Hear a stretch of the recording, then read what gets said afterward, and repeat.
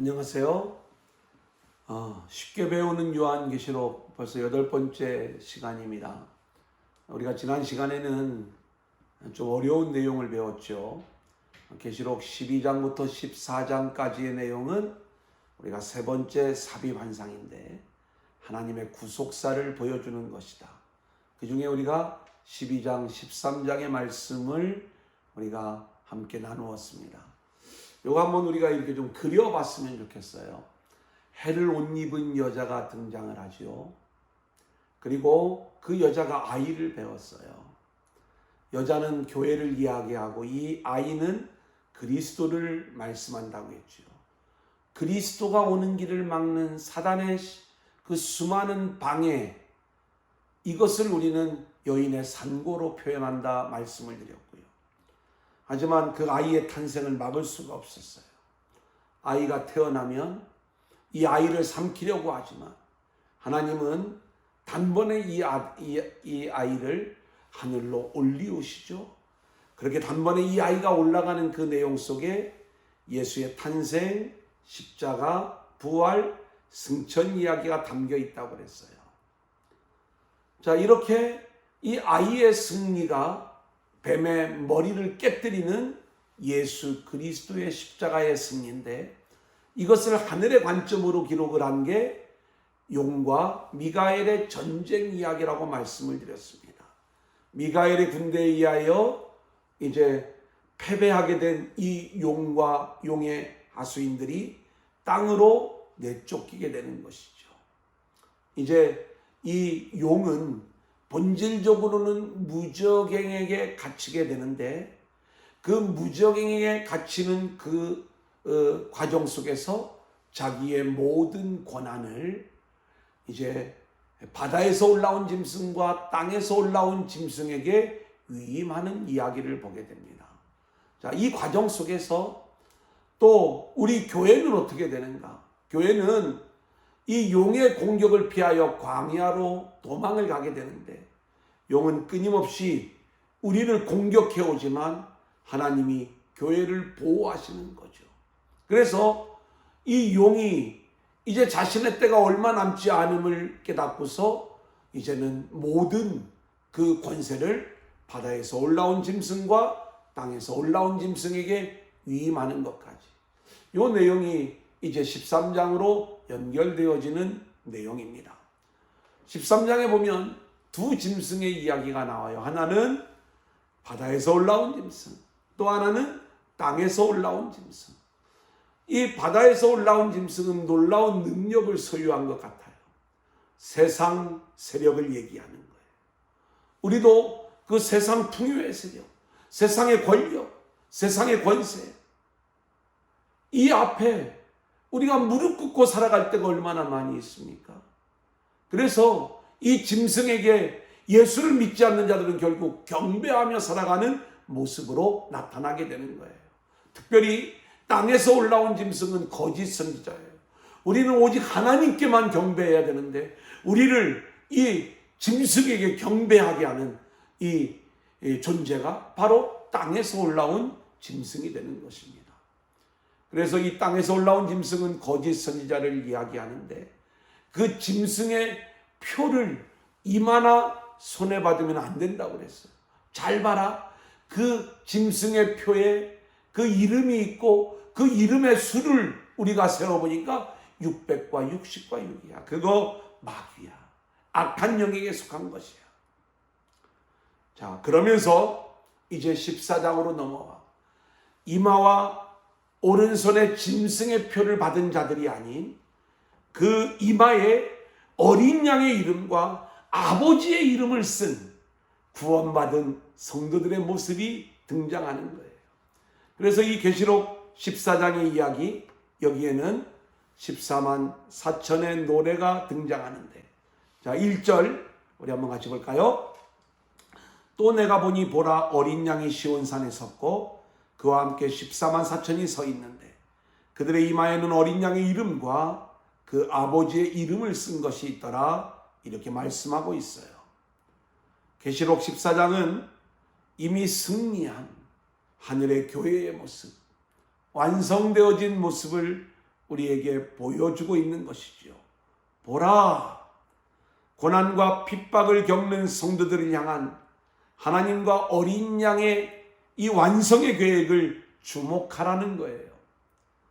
여기 보니까 14만 4천이 서 있는데, 이건 전에도 우리가 함께 나누었던 것처럼 한정된 수가 아니라 장차 완성될 하나님 나라의 백성의 총수를 이야기하는 것으로 상징적인 수예요. 그 수가 많음을 보여주는 거지요. 자, 그러면 누가 이 14만 4천 안에 들어갈 수 있는가? 이마에 어린 양과 하나님의 이름이 써 있다, 이렇게 말씀하고 있어요. 이는 하나님과 어린 양의 소유된 백성임을 증거하는 상징적인 표지지요. 어린 양의 대속의 은혜를 믿음으로 우리는 이마에 이 인을 받게 되는 것입니다. 시온산에 섰고 그랬어요. 여기서 시온산은 물론 하늘의 시온산을 말하는 것으로서 여호와가 왕이 되시는 장소를 말하는 거예요. 하나님이 통치하시는 곳이지요. 우리를 돌보시고 먹이시고 보호하시고 인도하시는 곳. 예수님께서 14만 4천과 함께 시온산에 서 있는 모습은 용이 바다 모래 위에 서 있는 모습과 대비되는 모습이죠. 시온산에 서 계신 주님이 우리를 위하여 일하시고 계시고 대신 싸우고 계시는 거예요. 우리 찬양하지요. 내 주는 강한 성이요. 내가 찬양을 좀 잘 부르면 끝까지 좀 부르고 싶은데, 이 찬양의 가사처럼 내 입만 의지할 때는 패할 수밖에 없지만 내 주 강한 성이 되시는 그 주님으로 말미암아 우리에게는 승리가 보장되는 것입니다. 자, 2절 3절 같이 읽어볼까요? 내가 하늘에서 나는 소리를 들으니 많은 물소리와도 같고 큰 우레소리와도 같은데, 여러분 이제는 이런 표현들이 이렇게 어렵지 않죠? 내가 들은 소리는 검은 고 타는 자들이 그 검은 고를 타는 것 같더라. 그들이 보좌 앞과 내 생물과 장로들 앞에서 새 노래를 부르니 땅에서 속량함을 받은 14만 4천 밖에는 능히 이 노래를 배울 자가 없더라. 요한은 하늘에서 나는 소리를 들어요. 많은 물소리, 큰 우레소리, 검은 고 타는 소리. 뭔가 하나님의 임재 속에서 찬양이 울려 퍼지는 그러한 소리의 모습인 거죠. 이 소리의 주제는 새 노래라고 그랬어요. 자, 새 노래는 구원의 노래를 가리키는 것이다 말씀을 드렸었죠. 땅에서 구속함을 받은 14만 4천인 밖에는 능히 이 노래를 배울 자가 없도다. 이 구원의 노래를 부를 수 있는 자들은 그렇게 이마에 하나님의 인, 어린 양의 이름을 쓴 것이 있는 그러한 자들만이 이 노래를 배울 수가 있는 거예요. 짐승의 표를 받고 신앙을 수단 삼아 욕심을 충족하려는 자들, 그렇게 짐승의 표를 받은 자들은요, 결국 우상에게, 그 바다에서 올라온 짐승에게 경배하잖아요. 이들은 이 새 노래를 부를 수가 없는 거예요. 666의 정체는 세상의 풍요와 축복을 미끼 삼아 사람들을 기복적인 신앙으로 미혹해 결국은 하나님의 구원과는 무관한 자들로 배도하게 하려는 사단의 술책인 거예요. 따라서 육신의 정욕, 안목의 정욕, 그리고 이생의 자랑에 사로잡혀 이기적이고 자기중심적인 삶을 살아가는 세속주의적인 삶의 정체성이 다름 아닌 666 사상이 지향하는 짐승의 표를 받은 삶이다. 이렇게 말씀을 드릴 수가 있겠습니다. 우리는 늘 점검해야 돼요. 내 이마에는 짐승의 표가 있는가? 아니면 어린 양의 이름, 아버지의 이름이 써져 있는가?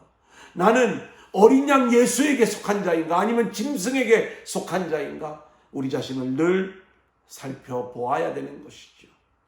우리는 구원받은 백성으로서 구원의 은혜에 감사하고 감격하는 예배와 찬양의 삶이 바로 새 노래를 부르는 삶이다.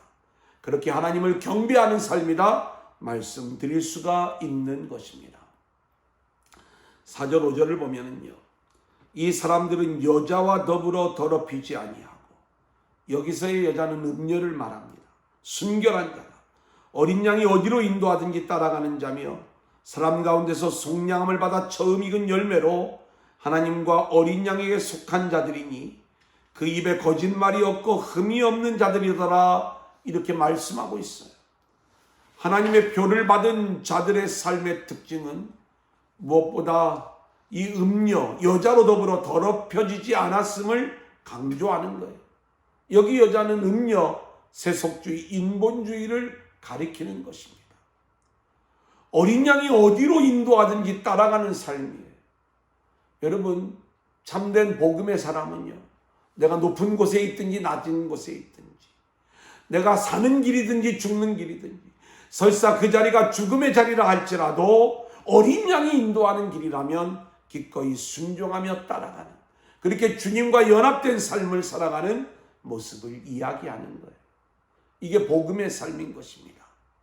사람 가운데 속량함을 받아 처음 익은 열매로 하나님과 어린 양에게 속한 자들, 이것은 하나님께 속한 거룩한 공동체, 또 하나님의 소유된 자들을 뜻하는데, 그 교회 공동체의 특징은 입에 거짓말이 없고 흠이 없는 자들이라고 소개를 하고 있어요. 여기서 거짓말이 없다는 것은 오직 진리의 말씀만을 붙잡고 살아가는 자들을 말하는데, 이렇게 진리를 붙잡은 자들이 흠없는 자로 인정을 받는 것입니다. 자, 이제 6절로 넘어갑니다. 또 보니, 새로운 장면의 전환이죠. 다른 천사가 공중에 날아가는데 땅에 거주하는 자들 곧 모든 민족과 종족과 방언과 백성에게 전할 영원한 복음을 가졌더라. 복음을 가진 다른 천사가 등장하는 거예요. 공중에 날아가는데, 이것은 이 천사의 우주적 사역의 성격을 보여주고 있는 거죠. 땅에 거주하는 자들, 복음 선포의 대상을 표현하는 것으로서 지금은 땅에 속하여 있지만 복음을 받고 하나님께로 돌아올 사람들을 이야기하는 거예요. 이들에게 전할 영원한 복음을 가졌다. 온 우주적인 운명이 걸린 내용으로서 구원과 심판의 메시지를 의미하는 거예요. 그 내용이 뭘까요? 7절 봅니다. 그가 큰 음성으로 이르되 하나님을 두려워하며 그에게 영광을 돌리라. 이는 그의 심판의 시간이 이르렀음이니 하늘과 땅과 바다와 물들의 근원을 만드신 이를 경배하라 하더라. 이렇게 말씀하고 있어요. 심판의 시간이 이르렀다는 거예요. 이 심판의 날은 교회, 성도들에게는 찬란한 하나님 나라로 들어가는 복된 날이에요. 구원의 완성이 이루어지는 날이에요. 그러기에 우리는 하나님을 두려워하고 하나님에게 영광을 돌리는 삶을 살아야 될 줄로 믿습니다. 어느 한순간에 이 마지막이 우리에게 닥칠 거예요. 우리는 늘 깨어 있어 이때를 준비하는 인생을 살아야 될 줄로 믿습니다. 자, 다음 8절을 보면 두 번째 천사가 등장을 하죠. 또 다른 천사 곧 둘째가 그 뒤를 따라 말하되 무너졌도다 무너졌도다 큰 성 바벨론이요. 자, 첫 번째 천사는 뭐라고 이야기했어요? 하나님을 두려워하며 그에게 영광을 돌려라, 이렇게 말씀하고 있잖아요. 자, 그런데 두 번째 천사는 무너졌도다 무너졌도다 큰 성 바벨론이요, 모든 나라에게 그의 음행으로 말미암아 진노의 포도주를 먹이던 자로다 하더라. 악의 세력이 무너지고 하나님의 백성이 승리한다는 사실을 무너졌도다 무너졌도다 이렇게 표현을 하고 있는 거예요. 큰 성 바벨론이 무너졌음을 선포하고 있는 것 아니겠습니까? 이 바벨론은 바벨탑, 또 바벨론이라고 하는 나라, 또 여기에 나오는 큰 성 바벨론은 같은 영적 정체성을 가지고 있어요. 하나님을 대적하는 악의 세력을 총칭하는 것으로서 모든 것은 하나님의 계획대로 움직여지는데, 아무리 하나님을 대적하려고 해도 하나님의 때가 되면 이 바벨론은 무너지게 되어져 있는 거예요.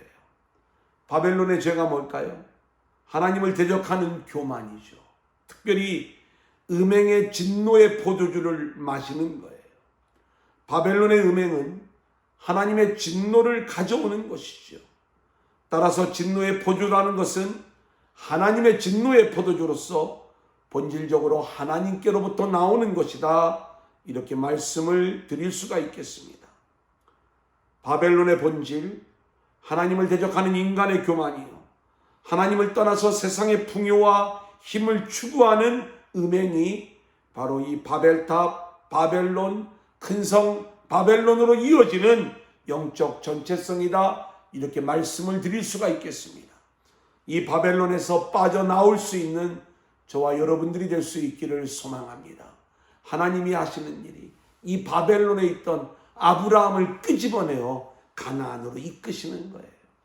바벨론에 빠져 살아가는 우리들을 예수의 이름으로 끄집어내시고 하나님 나라로 이끌어 가시는 이 하나님의 일에 순종하며 나아가는 저와 여러분들이 될 수 있기를 소원합니다. 자, 이제 세 번째 다른 천사입니다. 9절부터 11절을 볼까요? 또 다른 천사 곧 셋째가 그 뒤를 따라 큰 음성으로 이르되 만일 누구든지 짐승과 그의 우상에게 경배하고 이마에나 손에 표를 받으면 그도 하나님의 진노의 포도주를 마시리니 그 진노의 잔에 섞인 것이 없이 부은 포도주라. 거룩한 천사들 앞과 어린 양 앞에서 불과 유황으로 고난을 받으리니 그 고난의 연기가 세세토록 올라가리로다. 짐승과 그의 우상에 경배하고 그의 이름표를 받는 자는 누구든지 밤낮 쉼을 얻지 못하리라 하더라. 이렇게 말씀하고 있어요. 자, 이 내용은 구원받지 못한 자들, 곧 영원한 복음을 받아들이지 않고 오히려 짐승을 경배하고 이마나 손에 그 짐승의 표를 받은 자들은 진노의 포도주를 마시게 되어 있다는 거예요. 진노의 잔에 섞인 것이 없이 부은 포도주, 희석이 되지 않는 이 독주를 마시게 된다는 거예요. 또 이런 불신자들의 삶은요, 고난의 연기가 세세토록 올라가리로다. 이렇게 이야기를 하고 있어요. 그러면서 이들은 밤낮 쉼을 얻지 못하리라. 이렇게 말씀하고 있는 것입니다. 성경을 보면 구원의 문제는 쉼의 문제예요. 안식의 문제예요. 우리가 구원받았다는 것은 안식하는 존재가 되었다는 것이죠. 그래서 우리로 하여금 이 안식으로 초대하고 있는 우리가 하나님의 일하심을 볼 수가 있는 것입니다. 여러분, 우리가 예수를 믿으면서 진정한 안식의 삶을 살고 있는가? 아니면 여전히 불안한 가운데 있는가? 우리 자신을 돌아보기를 원하는데, 만일 우리가 온전한 안식을 누리지 못하고 있다면 우리는 여전히 이 세상 가운데 미련을 두고 있기 때문에 그런 것입니다. 자, 12절을 볼까요? 성도들의 인내가 여기 있나니 그들은 하나님의 계명과 예수에 대한 믿음을 지키는 자니라. 이렇게 말씀하고 있어요. 여러분, 우리의 싸움은 믿음의 싸움이요, 이 믿음을 지키는 인내의 싸움인 것입니다. 신앙생활이라고 하는 것은 인내로 믿음을 지키는 거예요. 그런데 우리가 염려하지 말 것이 있습니다. 이건 우리가 하는 일이 아니라 우리 곁에 어린 양이 함께 서 있는 거예요. 우리가 그 주님을 붙잡는 믿음으로 인내하고 승리하면 되는 겁니다. 자, 13절을 볼까요? 우리가 장례식 때 많이 사용되는 말씀이죠. 우리가 그 앞에 있는 말씀과 연결해서 같이 보아야 이 말씀의 진정한 의미들을 알 수가 있습니다. 또 내가 들으니 하늘에서 음성이 나서 이르되 기록하라. 지금 이후로 주 안에서 죽는 자들은 복이 있도다 하시매 성령이 이르시되 그러하다. 그들이 수고를 그치고 쉬리니 이는 그들의 행한 일이 따름이라 하시더라. 이렇게 말씀하고 있습니다. 여기 기록하라, 앞으로 나올 내용에 어떤 반전이 있거나 지금 전개될 흐름이 아주 중요하다는 것들을 암시해 주는 말씀이죠. 주 안에서 죽는 자들은 복이 있다는 거예요. 순교자들만 이야기하는 것이 아니라 지금 예수 안에 있는 모든 성도들을 말하는 거예요. 지상의 교회는 사실상 예수 그리스도의 구속 안에서 이미 안식을 소유해 누리는 자들로 존재하는 것입니다. 믿음의 정절을 지킴으로 하나님께 속한 자들은 하늘의 영원한 안식에 참여할 것을 약속해 주시는 그러한 말씀인 것이죠. 지금 이후로 주 안에서 죽는 자들은 복이 있다. 이 얘기는 요한이 살던 시대부터 종말에 이르기까지 전 교회 시대를 포괄하지만 요한은 본문의 말씀을 당대의 성도들에게 묵상시키므로 고난과 핍박 중에 있는 1세기 교회 공동체를 위로하면서 미래의 소망에 대해 확신을 심어주고 있는 거예요. 주 안에서 죽는 자들의 복이 뭐냐? 저희의 수고를 그치고 쉬기 때문인 거예요. 수고하고 무거운 짐진 자들아, 다 내게로 오라. 내가 너희를 쉬게 하리라. 여기서 수고하고 무거운 짐은 우리가 인생을 살면서 살아가는 그 고난을 이야기하는 게 아닙니다. 인생의 어떤 무거운 짐을 이야기하는 게 아니에요. 우리는 늘 영원한 진리를 찾는 율법적 수고, 종교적 수고를 계속하고 있어요. 이게 진리일까? 이것이 내가 붙잡아야 되는 것인가? 그러면서 우리가 수많은 종교적인 노력들을 하고 있지만 우리 주님의 은혜는 그것이 필요 없다는 거예요. 다 내게로 오라는 거예요. 내가 너희를 쉬게 하리라. 그 주님 안에 거하는 것, 그 주 안에서 죽는 것. 여러분, 이것이 진정한 복이라는 것을 말씀해 주고 있는 것입니다. 여기서 수고를 그치고 쉰다는 것은 새 창조의 질서 속에서 영원한 구원의 안식과 평안을 누리는 삶을 말씀하는 거예요. 자, 이제 그들의 행한 일, 이것은 믿음의 기초 싸움을 이야기하는 것인데, 우리의 그 믿음의 가장 기초는 뭐냐? 우리의 어떤 행함을 얘기하는 게 아닙니다. 은혜를 붙잡는 싸움이에요. 얼마만큼 우리가 행했느냐 이게 아니라 우리가 은혜를 붙잡았기 때문에 그 은혜로 말미암아 참된 안식을 누리게 된다. 이 말씀을 이야기하고 있는 것이죠. 자, 그래서 지금까지 우리가 살펴본 이 6절부터 13절까지의 말씀은 구속과 심판의 선포를 이야기해 주는 말씀으로서 한마디로 이야기하면 짐승의 표를 받는 자들은 결국 하나님의 심판을 받아 고난의 연기가 세세토록 올라가고 그리고 밤낮 쉼을 얻지 못하는 그러한 인생이 되지만 우리는 인내하면서 주 안에 거하는 자들, 주 안에서 죽는 자들이 되어야 되는데 이것은 우리가 인내하면서 하나님의 은혜를 붙잡는 믿음의 싸움을 이야기하는 것이고 그렇게 될 때 우리는 주님으로부터 진정한 쉼과 안식을 얻는다는 것을 보여주는 것입니다. 그래서 이 구원과 심판의 선포라고 이야기할 때 심판받는 자들은 영원한 고난의 연기가 세세토록 올라가는 그 삶의 운명이 되는 게 이게 심판의 내용인 것이고 그래서 지옥에서 영원한 진노의 통치를 받는 거지요. 그리고 우리는 하나님의 은혜 안에서 영원한 은혜의 통치를 받는 거예요. 그래서 참된 안식의 주인공으로 세워지는 거죠. 이제 14절부터 끝절까지의 내용을 보면 두 가지 추수환상에 대한 이야기가 나와요. 먼저 곡식 추수환상입니다. 14절부터 16절 제가 읽어드리겠습니다. 또 내가 보니 흰 구름이 있고 구름 위에 인자와 같은 이가 앉으셨는데 그 머리에는 금면류관이 있고 그 손에는 예리한 낫을 가졌더라. 또 다른 천사가 성전으로부터 나와 구름 위에 앉은 이를 향하여 큰 음성으로 외쳐 이르되 당신의 낫을 휘둘러 거두소서. 땅의 곡식이 다 익어 거둘 때가 이르렀음이다 하니 구름 위에 앉으시니까 낫을 땅에 휘두르매 땅의 곡식이 거두어지니라. 이렇게 말씀하고 있어요. 여기 구름은 하나님의 임재, 하나님의 나타나심을 보여주는 내용이고요. 인자와 같은 이는 장차 오실 메시아 그리스도를 보여주는 것이고 낫은 구속받은 백성들을 완성하여 거두는 추수의 도구인 것입니다. 이것은 단순한 심판을 얘기하는 게 아니에요. 하나님의 말씀을 잘 붙잡은 사람들을 알곡으로 거두어 드리는 모습이다. 그래서 여기 낫을 휘두르다라고 하는 그 내용은 심판이 아니라 알곡을 거두는 모습으로, 그래서 15절에 익었다라고 나오잖아요.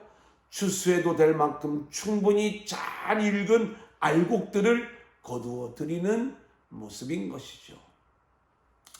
우리는 알곡과 가라지의 비유를 알아요.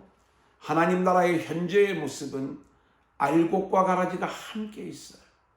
그리고 알곡은요, 가라지로 인하여 고난을 당하는 모습이에요. 하지만 추수의 때가 되면 알곡은 하나님의 곡간에 들어갈 운명이 되는 것이고, 가라지는 심판의 불에 던져질 운명이 되는 것이죠. 그래서 이 곡식 추수환상은 알곡으로 하나님이 거두는 구원의 모습이다, 이렇게 말씀을 드릴 수가 있겠습니다. 이제 두 번째로는 포도수확 환상입니다. 17절 18절을 볼까요? 또 다른 천사가 하늘에 있는 성전에서 나오는데 역시 예리한 낫을 가졌더라.